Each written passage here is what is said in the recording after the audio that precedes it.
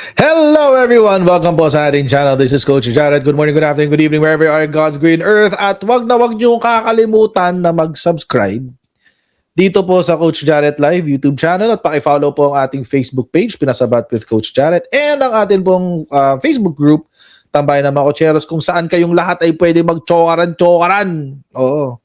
So, actually, minsan nagko-comment din ako dun. Nagko-comment din ako dun.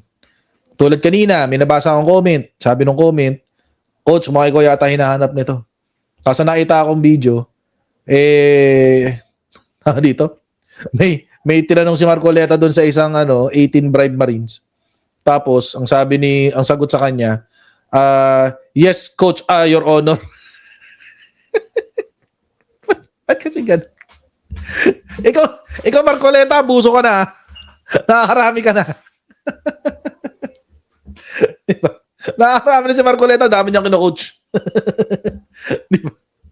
Tsaka ang galing ni Marcoleta, no? Alam na alam niya yung testimonya ng mga alam niya yung testimonya ng mga 18 Pec Marines. Siguro nag-meeting muna sila ni Baligod.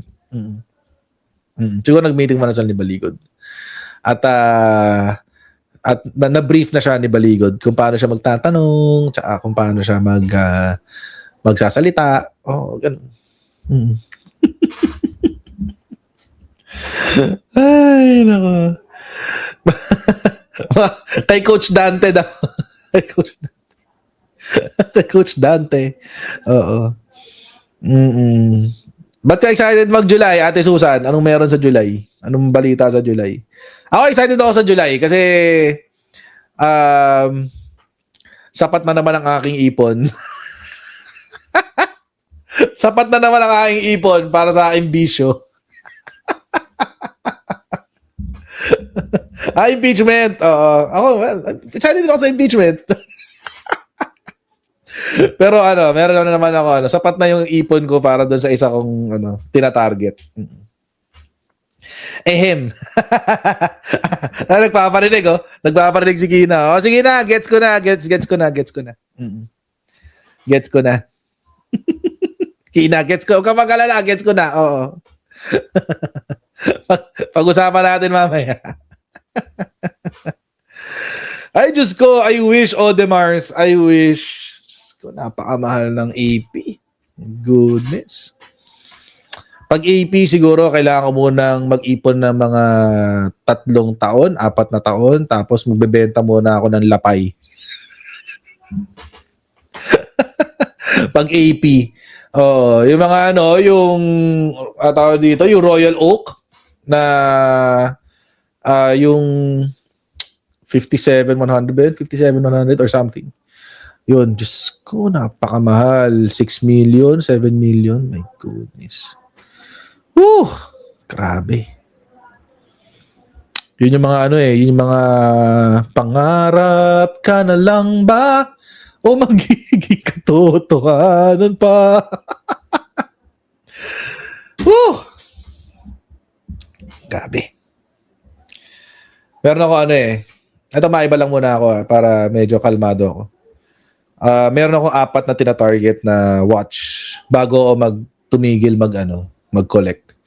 Isang Speedmaster na Moonwatch na either yung Reverse Panda or yung 50th anniversary na Snoopy dial. Snoopy dial. Ang ganda ng Snoopy dial. Cute kasi. Kulay blue siya. Nandun yung mukha ni Snoopy. Tapos pag tingin mo sa likod, merong spaceship na nakasakay si Snoopy sa rocket. Spaceship na nakasakay si Snoopy. Tapos umiikot siya ganun. Ang cute Kaso mahal. So yun, Speedmaster. Tapos Jagger LeCoultre na duo face reverso. Yung square siya, tapos pag binaliktad mo, dalawang magkaibang relo na baliktaran. Yun. Jagger LeCoultre na na reverso, na duo face. Tapos Rolex na Bruce Wayne na tawag dito. Oyster, din ako oyster. Tawag doon, isang bracelet. Tapos Daytona. Daytona na Panda. White dial.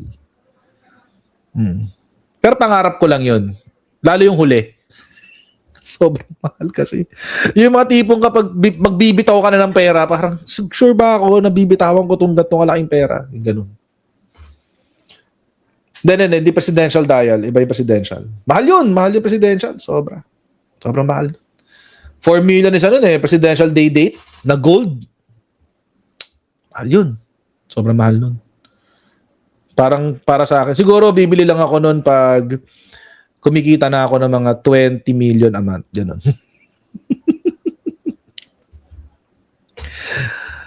Patek Philippe. Meron akong gusto sa Patek Philippe. Kaso hindi ko masyadong gusto ang Patek eh. Pero meron akong natitipuhan pero hindi ko talaga siya gusto. Patek Philippe na Calatrava. Of course, ang gusto nila is yung what do you call this? Cubitus. Tsaka yung Aquanaut. Usually yung Aquanaut, Cubitus. Okay lang din naman. Kasi hindi ko siya feel. Mas gusto ko yung Calatrava. Yung suot ni Bongbong. Bongbong. Suot ni Presidente pala. Sorry. Yung suot ni Presidente. Yung Calatrava. Ang ganda nun. Yung relo niya na white. Yung pang ano lang niya, yung pang biyahe-biyahe niya. Ganda nun. Calatrava na white. Ganda. Sobra. Anyway. IWC engineer. Pwede rin. IWC na engineer. Pwede rin. Cartier Santos. Depende. Kasi ano yun magasgasin yung Cartier Santos eh. Vacheron Constantine Todasai na overseas. Yun yung maganda. Yun yung halos katulad yun ng Oyster Perpetual eh. Anyway, pasensya na. Sorry sa 9 minutes na nasayang. Kailangan ko lang muna mag-relax. Oo. Maiba lang ng konti. So yun. Black Bay 58. Black Bay 58. Two-door Black Bay 58 is fine. Medyo manageable ang presyo. Kaya yun. Brand new is around 300, 350k. Okay na yun. Okay yun. Goodbye, Black Bay 58. Si Sir Pascachi, Cartier 100. Ganda yan. Yun. Anyway.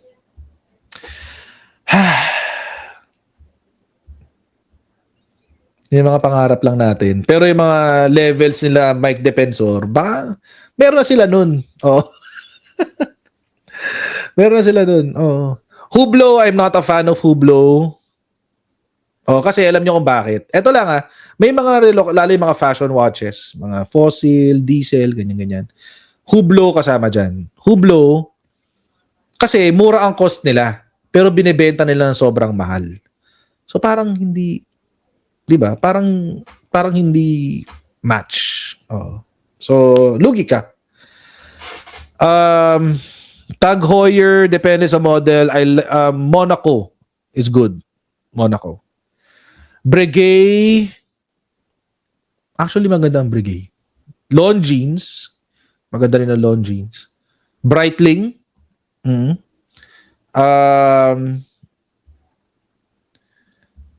Most overrated, pasensya na, last na lang alam ko naka 11 minutes na tayo. Papakidelete na lang tong part na to, Akina.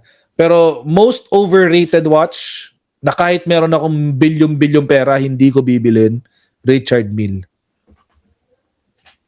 Richard Mille. Napakawalang kwenta.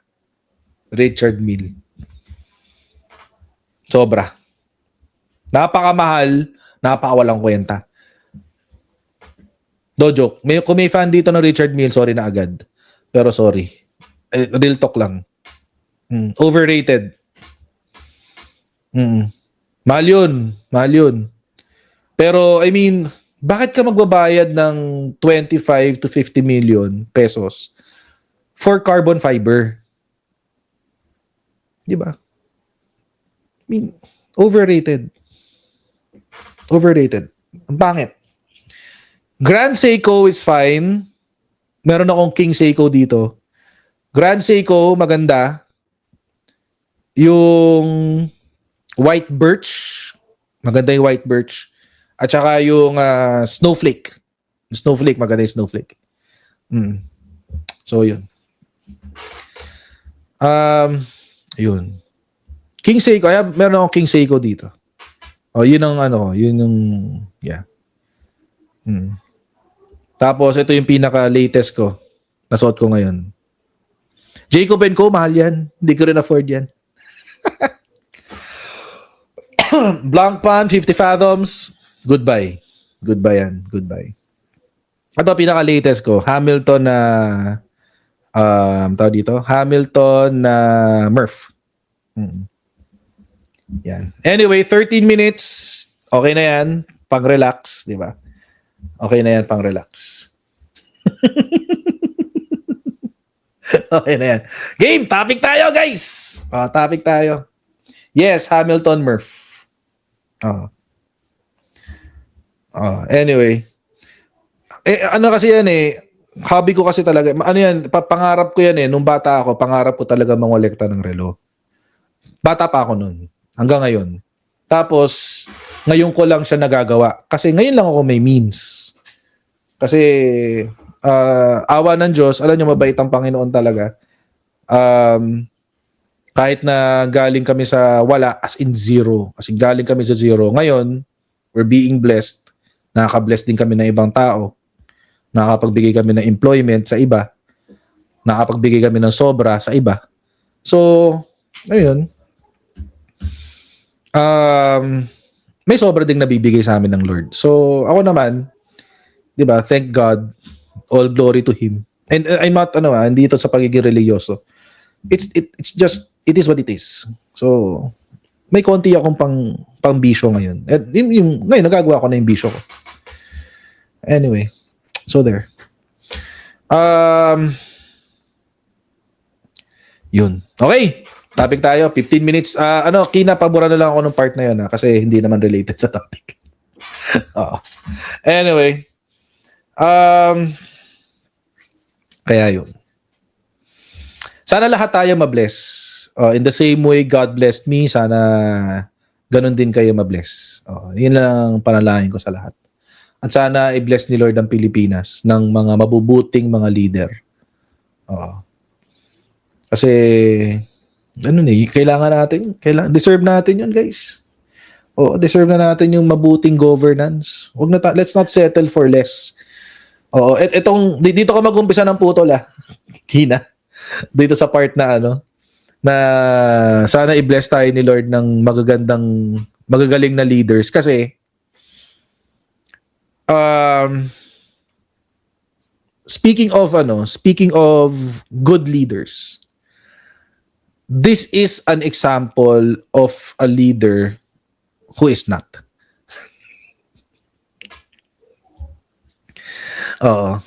Ito yung ito yung halimbawa ng isang leader na hindi talaga siya maayos kahit saan anggulo mo tignan.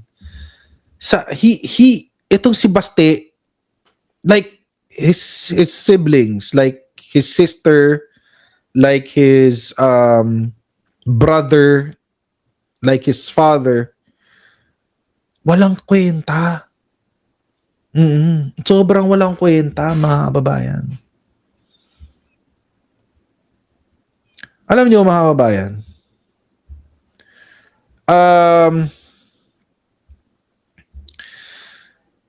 minsan naaawa na lang talaga ako sa Davao kaso pinili nyo to Pinili nyo kasi to, Davao City.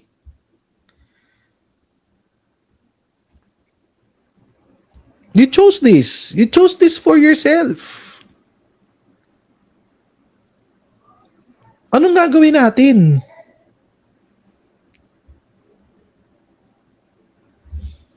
Pinili nyo na to Parang, even, alam nyo mga kabayan, kahit yung pinaka-worst na lugar does not deserve a leader na katulad ni Baste. Tingnan naman pinagagawa nitong hayop na to. Baste orders Davao City trash dumped outside DENR office. Anong klaseng katangahan to, Baste?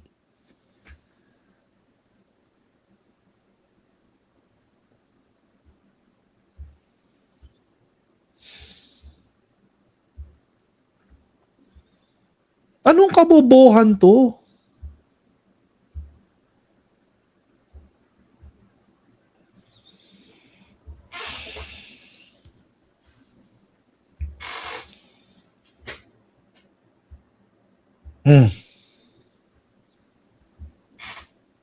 Sira ulo, di ba? Akala ba niya hindi siya magiging liable diyan? Akala ba niya hindi rin niya kukunin 'yan? Kasi mamaya. Sabi niya, Mayor Baste Duterte on Friday blamed the DENR for the city's worsening garbage crisis, which was triggered by the temporary closure of its landfill on May 22, following a massive trash slide 2 days earlier. Tanga-tanga mo.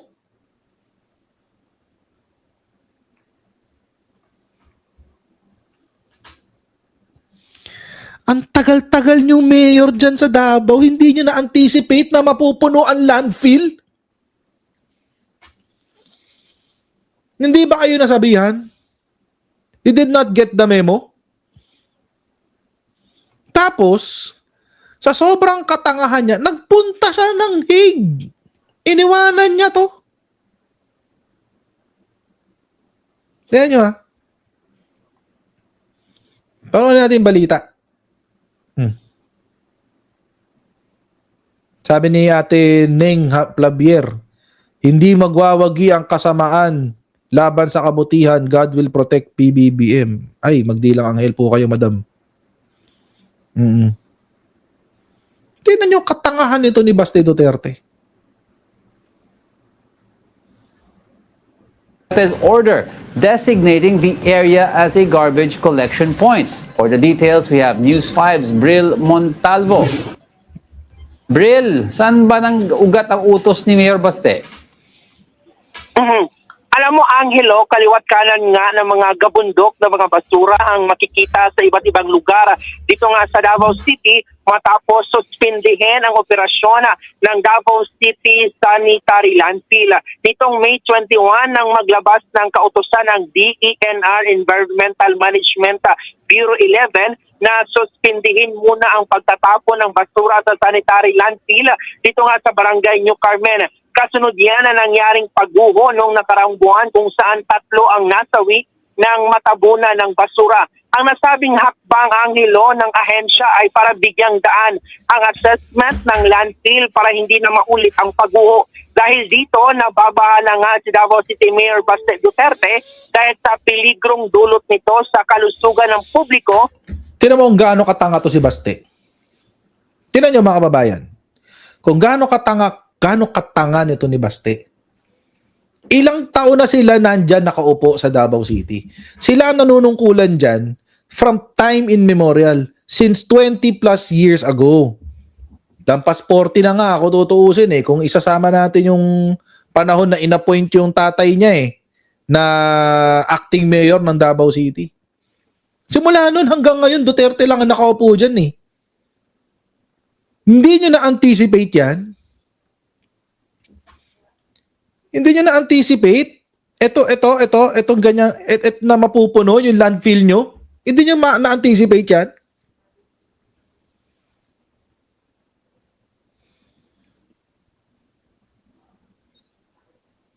Ganyan katanga si Basti. Ganyan katanga si Sara. Ganyan katanga si Digong. Alam nyo, ito yung problema ng mga Duterte. Hanggat wala nangyayaring masama, okay sila. Pag nandiyan na, mag-aangas. Isisisi sa iba.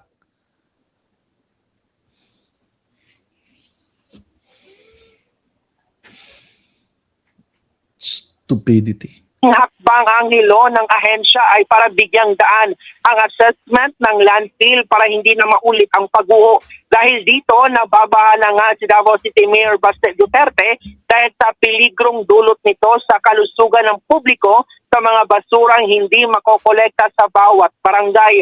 Wala rin umanong ibinigay na petsa ang DENR kung kailan nila tatanggalin ang suspension sa landfill. Aabot naman sa 750 toneladang basura ang nakokolekta sa lungsod bawat araw. Ang ibang gabundok na basura dito, Angelo, ay hindi pa nakokolekta sa gilid ng kalsada, ay pansamantala munang tinabunan ng mga trapal. Dahil dito, napiperwisyo din ang ibang Davaoenyo dahil sa pagkaantala ng pagkolekta ng mga basura sa kanilang mga lugar. Sa ngayon nga, dito sa labas ng Department of Environment and Natural Resources 11, may makikita din tayong gabundok ng mga basura sa labas ng kanilang opisina. Kagabi kasi, Angelo, naglabas ng direktiba si Mayor Baste na gawing karagdagang garbage collection point ang labas ng opisina ng ahensya. Ayon nga sa gwardiya dito, isang dump truck umano ng basura ang itinapon dito kagabi. Wala pang pahayag ang DENR sa pagtatapon ng basura sa labas ng kanilang opisina. Angelo.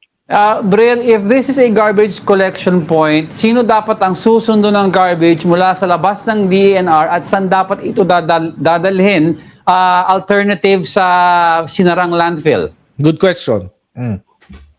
Alam mo, Angelo, yan nga ang problema ngayon dito sa Davao City kasi suspendido pa rin ang operasyon ng Davao City Landfill at itong kalapit na bagong landfill ay hindi pa fully operational at ginagawa pa sa ngayon. So ngayon, Hindi pa operational. So, ibig sabihin, wala siya sa plano. Baka nakita lang nila nitong recently lang, naisip lang nila, ay shucks, mapupuno na pala yung landfill. Ay shucks, delikado. Mapupuno, kailangan na natin ng bago. Mayor, kailangan na ho natin ng bagong landfill. Sebastian naman siguro, so, bahala kayo, gumawa kayo ng landfill kung gusto niyo. Oh, malamang, ganun lang. Bahala kayo dyan. Wala akong, dito ako sa dahig. Wala akong alam dyan. Bahala kayo dyan. Tayo kayo ng landfill kung gusto niyo. Iyawa kayo. Oh. Malamang, ganun lang siya. Di ba? Wag niyo kong guluhin dito. No? Mga putang ina niyo. Andito ako sa dahig. Oh.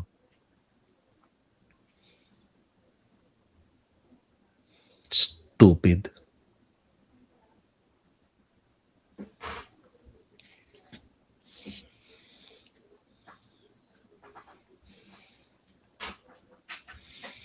Hindi nyo talaga pinlano no? Wala kayong urban planning. Ang yabang-yabang nyo, sinasabi nyo, lahat ng kawad ng kuryente nyo nasa ilalim ng lupa dahil sa urban planning. Lintik, basura, hindi nyo mayayos.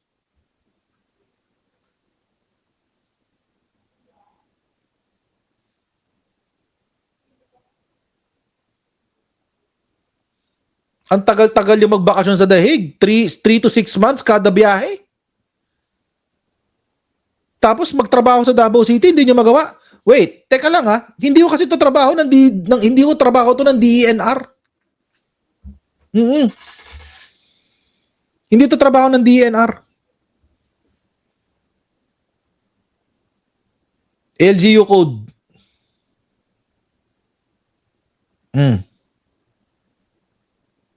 Ay tayo sa as amended. Ito na lang. LGU code. Na kanino ang responsibilidad ng health? Sana yun? Principles of decentralization. Ay, by the way, ito pa pala. Ang sinisisi dito ng mga taga Davao, si Bongbong Marcos daw. Si PBBM daw. Si Presidente Bongbong Marcos daw kasi ang nag-utos na ipasara yung landfill. Dahil si Presidente Bongbong Marcos daw ay may control sa DENR. Kayo talaga ginagawa niyong tanga mga Pilipino. Hindi ko alam kung kanino nang galing yun pero sigurado ako yun ang pinapaniwalaan sa Davao City. Hindi galing kay Presidente ang utos dyan. ang mga regional offices, take note ha, ang mga regional offices ay nasa ilalim ng effective control of the LGU because of Section 3 of the LGU Code, which is decentralization.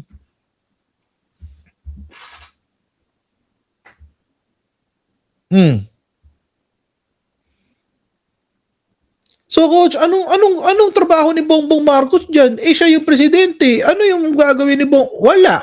Supervisory powers lang siya. Sisiguruhin lang niya na ang LGU ay sumusunod sa batas. Yun lang yun.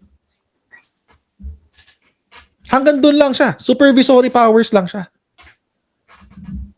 Pero ang may control ng LGU nyo because of the LGU code and by the principle of decentralization, yung mayor nyo.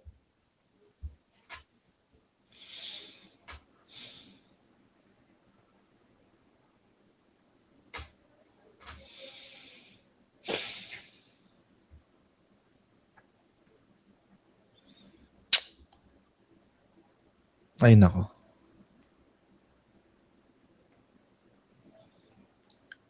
Saan na yun? Okay, wait lang, hanapin ko lang Ano, local autonomy oh.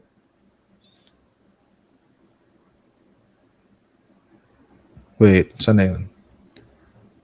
LGU code. Ayan. General powers. Hindi dyan yun. Naming of schools. Ito. General welfare. Yan. Every local government unit shall exercise the powers expressly granted, those necessarily implied therefrom, as well as powers necessary, appropriate, or incidental for its efficient and effective governance, and those which are essential to the promotion of the general welfare. Within their respective territorial jurisdictions, local government units shall ensure and support, among other things, the preservation and enrichment of culture, promote health and safety. Ayan, no? Ayan, no? Trabaho ng LGU yan, no? Siguruhin na malusog ang inyong mga tao sa nasasakupan nyo. Promote health and safety. Kasama dyan ang sanitation.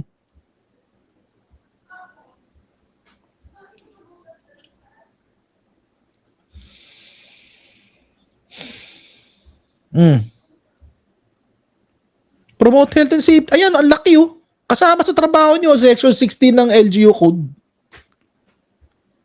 Oh. Basic services. Diyos ko. So, kung city ka, tulad ng Davao City, lahat ng requirements ng barangay, ayan oh, kung city ka, lahat ng requirements ng barangay, municipality, province, trabaho mo. Trabaho mo yan, baste. Ha? Ha? Ano ang sinabi ng sa level ng barangay? Services and facilities related to general hygiene and sanitation, beautification, and solid waste collection. Trabaho nyo yan, baste. Bakit mo ipinapasa sa DENR? Sira ulo ka.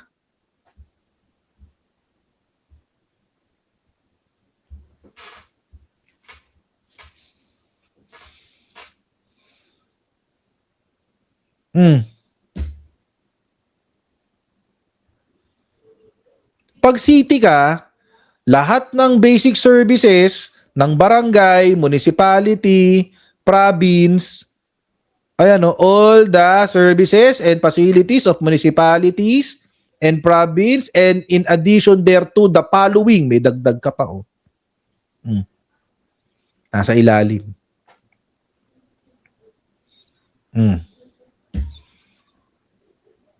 Ayan. Trabaho niya yan eh. Meron pa. Wait, pupuntahan natin yan. National Government Units, National Government and LGU. Oh. Consistent with the basic policy on local autonomy, the President shall exercise general supervision lang siya. Oo. Okay. Diyos ko. Saan na ba yun? Ito. Interlocal government relations. Ande, sa ano yan? Kada lugar. NGO, bids and awards, elective officials. Anyway. Ayan. So, trabaho niya yan. Trabaho niya dapat yan. Bakit niya pinapasa sa DENR? Hindi obligasyon ng DENR yan. Ang obligasyon ng DENR ay siguruhin na ang inyong lugar ay sumusunod sa batas, sa mga batas ng environment and natural resources. Eh, ang problema, palyado na yung landfill nyo. May namatay na nga 2 days ago. Imagine, mga babayan, namatay ka sa basura. Basura ang pumatay sa'yo, nalibing ka sa basura. Imagine the indignity of dying under the weight of garbage.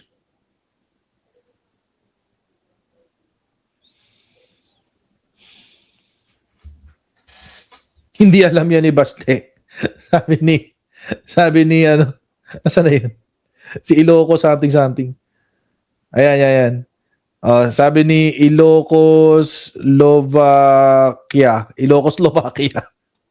Hindi alam yan ni Baste. Diyos ko.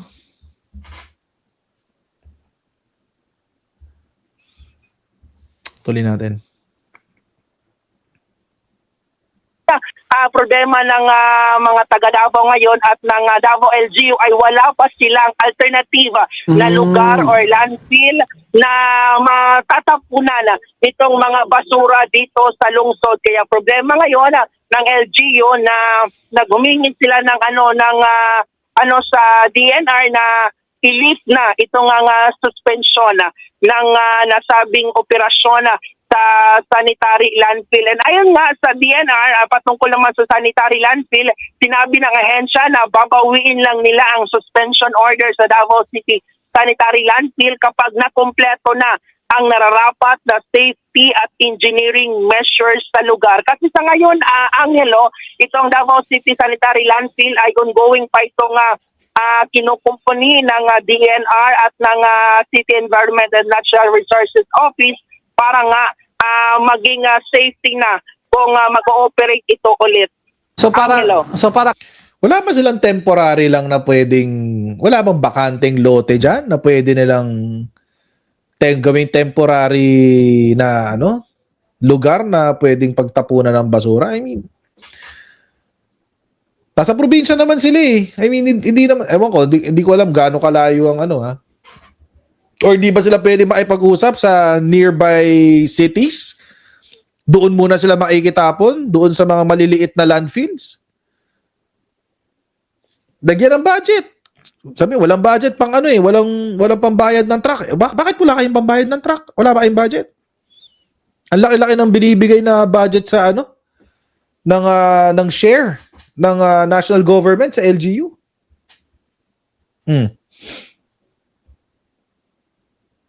Tapon niyo dun sa stadium ni Kibuloy.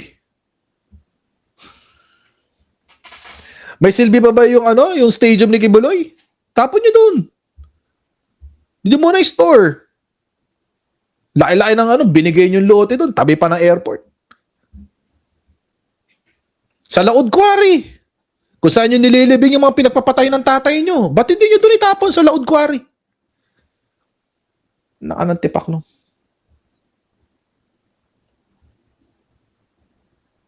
Ang basic eh.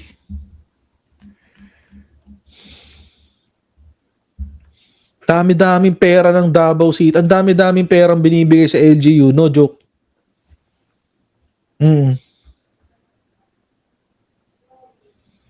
Yung share ng taxes ng LGU from the national government, malaki yun eh. Hindi naman yung pipitsuging budget. Kaya sa Glory Hole Mountain ni Tambak. Sa Glory Hole. Pwede, Pinoys. Oh, sa Glory Hole Mountain ni Tambak. Why not? Di ba? Diyos ko.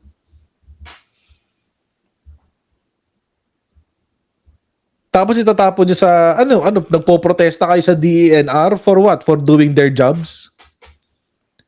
Take note mga kababayan may namatay ng 2 tao sa landfill nila dahil sobrang punong-puno na nga ng basura.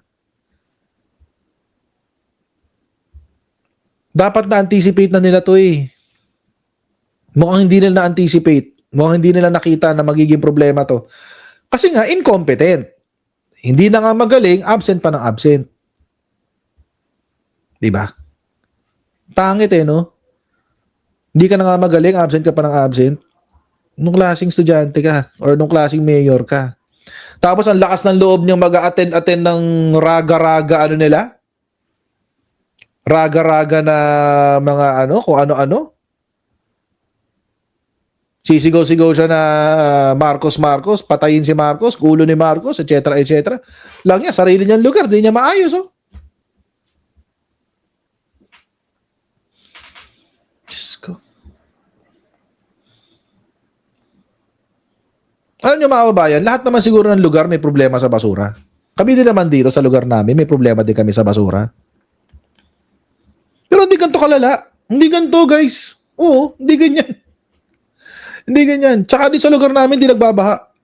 Hindi ko na sabihin kung taga saan ako. Pero sa lugar namin, di nagbabaha. Yung paligid namin, lubog na sa baha. Kami hindi pa. Oo.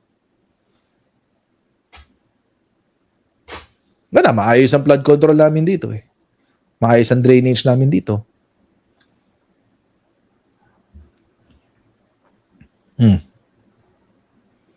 Partida, hindi pa ako sa hindi pa ako sa city nakatira. Hindi ako sa Manila nakatira. Ganyan pala ang Singapore.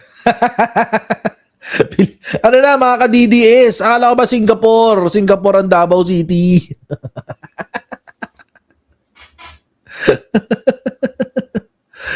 Hindi ako taga-Antipolo. Diyos ko, napakalayo ko sa Antipolo. Napakalayo ko sa Antipolo. Diba? Hilig-hilig nyo mambati ko sa presidente. Ano bang accomplishment ng presidente? Sige, anong accomplishment mo, Baste?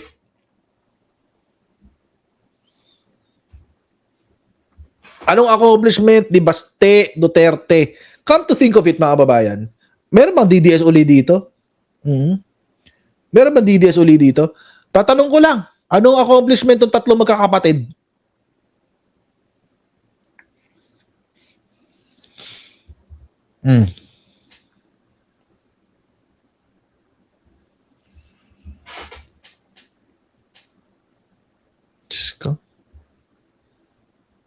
Zero, wala.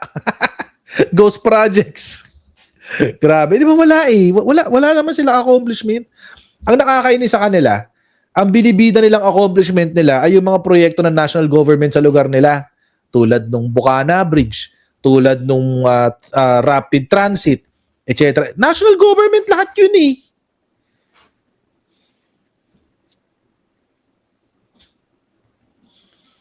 Wala naman silang proyekto na galing sa kanila mismo eh. Hindi ko nga alam kung saan napupunta yung pera ng Davao City. Walang kwenta talaga. Walang kwenta. Kawawa mga taga Davao City. Kaso minsan iniisip ko, ang hirap kayong kaawaan kasi pinili nyo na to eh. Tinawat namin kayo noong 2025.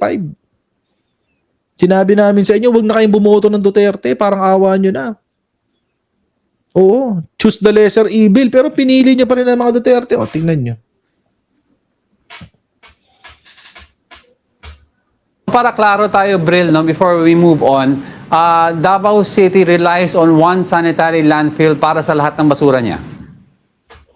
Yes, tama ka dyan, Angelo. Isa lang itong sanitary landfill dito na operational sa Davao City. Itong sanitary landfill sa Barangay New Carmen dito sa lungsod. Pero noong May 21 ay sinuspinde ang operasyon dito at naantala nga ang pagkokolekta ng City Environment and Natural Resources Office sa higit 750 na tonelada ng mga basura dito sa lungsod araw-araw, Angelo. Alright, so ano mangyayari ngayon? Kasi yung basura na tinatambak sa harapan ng office ng DENR, health Kukunin din niya hazard yun. yan sa mga tao sa paligid. So, may plano ba si Mayor Baste or at least yung Si? DENR office na ilipat sana yan para hindi maging perwisyo, ika nga? Angelo, alam mo, ginagawa na ito ng paraan nga ng Davao City LGU at ito nga bagong sanitary landfill na nasa Si Bril Montalvo, almost, parang hirap na magtanggol, 52% pa itong completion nito. So medyo expected na ngayon umanong June 16 ay operational na ito at matatapunan na ng basura. Pero sa ngayon ay wala pa talagang matatapunan ng mga gabundok ng mga basura. Ito nga nakokolekta na 750 tonelada na mga basura. At ang ginagawa ngayon ng LGU ay sinasanitize nila itong mga gabundok ng mga basura. Nilalagyan nila ng mga sanitation na liquid at tinatabunan muna nila ng trapal. Itong Anong gagawin mga nun? gabundok na basura para hindi umalingaw-ngaw. Ito nga amoy or baho ng basura. Malingasaw. Angelo. Alright, ano naman ang update sa Duterte family? Si Congressman Pulong, nandyan ba sa Davao? Si VP Sara, nasan siya ngayon? Please update us. Alam mo, Angelo, si Congressman Pulong Duterte ay nasa The Hague ngayon. Siya yung siya yung naka-assign na mag-visit sa kanyang amang si dati Pangulong Rodrigo Duterte na nakakulong ngayon sa ICC sa The Hague. At si VP Sara naman ay ngayong araw expected siya na babalik dito sa Davao City after her mga event, yung mga Brigada Eskwela nga itong Wednesday doon sa Quezon City at sa Tondo.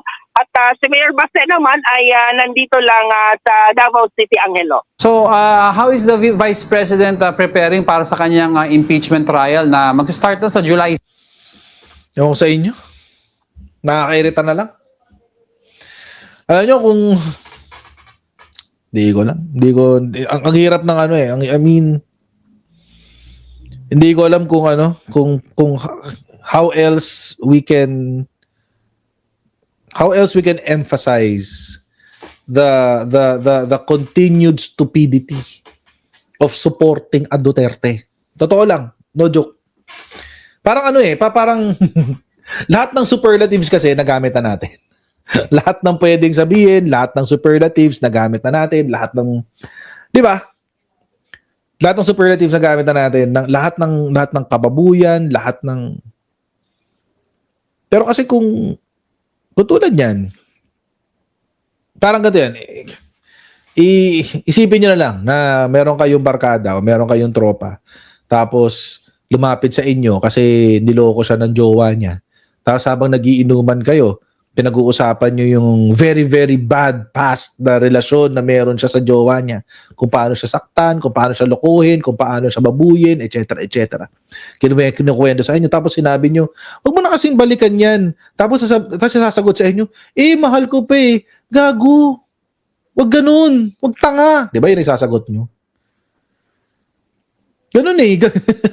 Ganun ang nafe-feel ko ngayon sa mga sa mga gusto pa rin ng Duterte.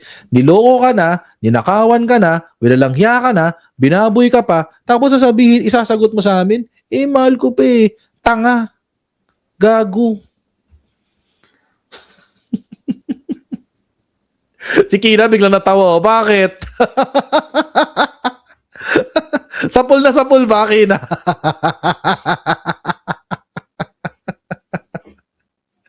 Hindi ko naman sinasadya, Kina. Huwag ka mag-react.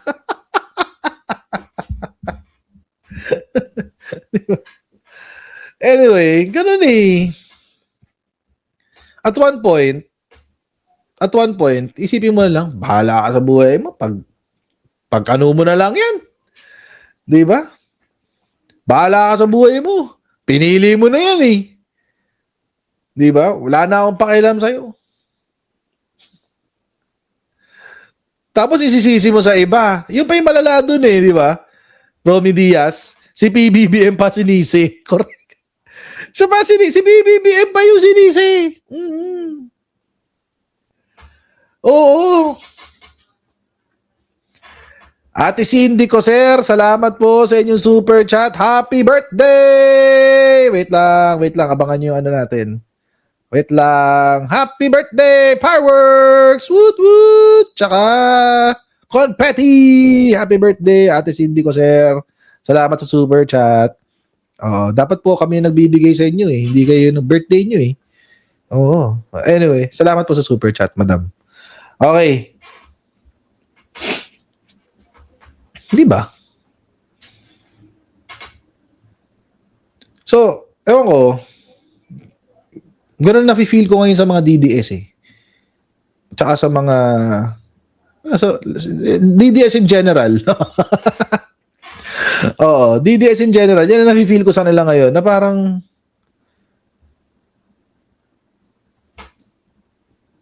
ba't kayo nagpapakatanga? So, kapag, di ba? Ewan ko na lang. Mapapaano ka na lang. Papakamot ulo ka na lang. Kamot ulo ka na lang talaga eh. Tapos sasabihin nila, si Sara Duterte daw ang pag-asa ng Pilipinas. Pag-asa ng Pilipinas saan? Saan banda? Saan natin siya aasahan? Sa pagnanakaw? Oo, yun talaga. Asahan talaga natin yun pag naging presidente siya. Nakaw everywhere. Here, there, and everywhere. Asahan natin na ibebenta niya ang Pilipinas sa China. Asahan talaga natin. Asahan talaga natin yun. Kasi yun ang mangyayari.